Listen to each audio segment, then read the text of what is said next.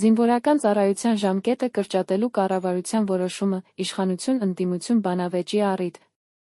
Զինվորական ծառայության ժամկետը կես տարով կրճատելու կառավարության որոշումը դարձել է իշխանություն ընդդիմություն հերթական բանավեճի առիթ։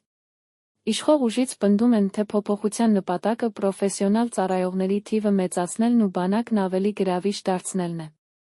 Հանրայինի եթերում երեկ Պաշտպանության նախարար Սուրեն Պապիկյանը հայտարարել է, թե ծառայության ժամկետի կրճատումը դրական ազդեցություն է ունենալու բանակի վրա։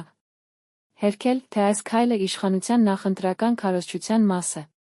Բանակը 1.5 տարի դարձնելու որոշումը այսօր չի ընդունվել, դա մեր նախընտրական ծրագրում է առկա, այնուհետ մենք մեկ այլ կարևոր փաստաթուղթ ենք ունեցել, Հայաստանի Հանրապետության բանակի կերպափոխման հայեցակարգն է։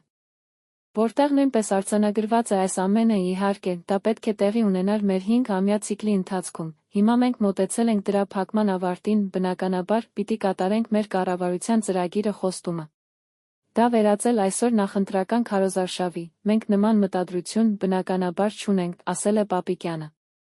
Ընդդիմությունից մինչդեռ հակառակն են պնդում, հայտարարում 2026 թվականի խորհրդարանական ընտրություններից ընդամենը ամիսներ առաջ նման որոշում ընդունելը քաղաքացիներից քվեհայցելու նպատակ ունի։ Ընդդիմադիր Հայաստան խմբակցության պատգամավոր Գեղամ Մանուկյանը շեշտում է, դա է փաստումն այն, որ իշխանությունը հապշտապ որոշեց փոփոխությունն ուժի մեջ մտցնել ոչ թե ամառային զորակոչից, այսինքն ընտրություններից հետո, ինչպես ի սկզբանե ծրագրել էր, այլ հենց ընտրություններից ամիսներ առաջ, ձմռան զորակոչին։ Քանի որ ամառային զորակոչն արդեն հունիսի վերջն է, իսկ խորհրդարանական ընտրություններն արդեն ավելի շուտ են նախանշված, ռեալ չէր լինի, դրա համար իրենք նախընտրեցին հունվարից, որպեսզի մինչ խորհրդարանական ընտրությունները արդեն առնվազն մի զորակոչված սերնդի հարազատներ, ընտանիքներ տեսնեն իրենց աչքով, որ իրենց զավակը ծառայելու է 1.5 տարի, բայց նա ամենաահավորը, երկրի անվտանգության համար պատասխանատու իշխանությունը չի գնա նման արկածախնդրության։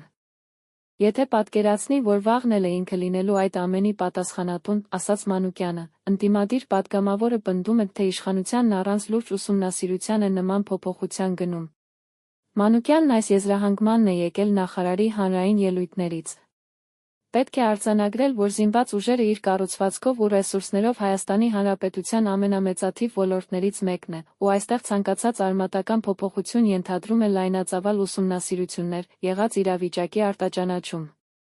Ապագայի ակնկալիքներ, որն ամբողջական վերլուծության, ուսումնասիրության վրա է, այդ առումով որևէ վստահելի չէ Պաշտպանության նախարարության դիրքորոշումը, կծկտուր ձակերպումներով, որի օրինակներից մեկը երեկ հանրայինում Պաշտպանության նախարարի հարցազրույցն էր, ըստ Գեղամ Մանուկյանի ծառայության ժամկետը կես տարով կրճատելու հետանքով զինծառայողների թվաքանակն է նվազելու, փոխարենը վարժական հավաքներն են ինտենսիվանալու, իսկ ժամկետայինները մարտական հերթապահության ավելի հաճախ են լինելու։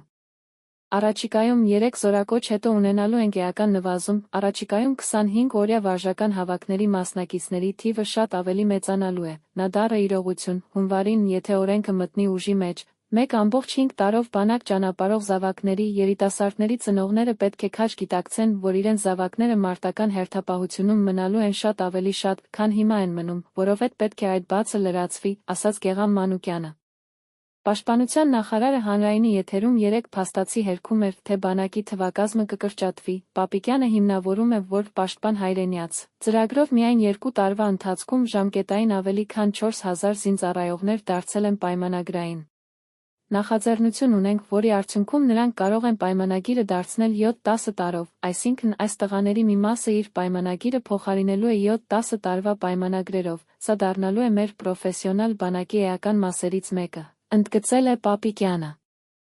Նախարարի այս հայտարարությունից մի քանի շաբաթ առաջ, սակայն, հենց նրա տեղակալն էր Ազգային ժողովի ամբիոնից հայտարարել, բանակը համալրման խնդիր ունի ու նա այդ պատճառով են ստիպված վարժական հավաքի մասնակիցներին ներգրավել մարտական հերթապահության, ինքը, Պապիկյանը վարժական հավաքների անցկացումը հիմնավորում է պահեստազորայինների վերապատրաստման անհրաժեշտությամբ։